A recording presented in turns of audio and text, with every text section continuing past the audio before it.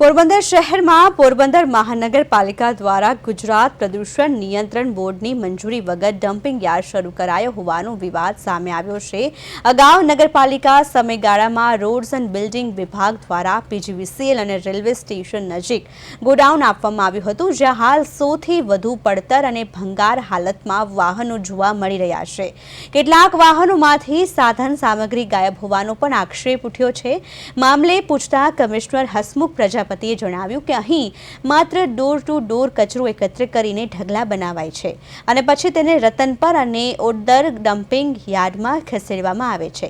છતાં મંજૂરી વગર કામગીરી થતી હોવાના આક્ષેપો વચ્ચે પ્રદૂષણ ફેલાવવાની શક્યતા અને ટેક્સના પૈસાના વ્યય અંગે સ્થાનિકોમાં અસંતોષ જોવા મળી રહ્યો છે।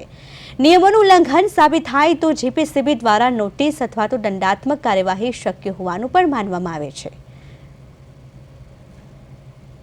ત્યાં પોરબંદર જે શહેર છે એના સેનિટેશન સોલિડ વેસ્ટ મેનેજમેન્ટના સાધનો રાખવામાં આવે છે, તેમજ ત્યાં પાણી પુરવઠાના જે પરચુરણ રિપેરિંગની હોય એ કામગીરી પણ ત્યાં કરવામાં આવે છે।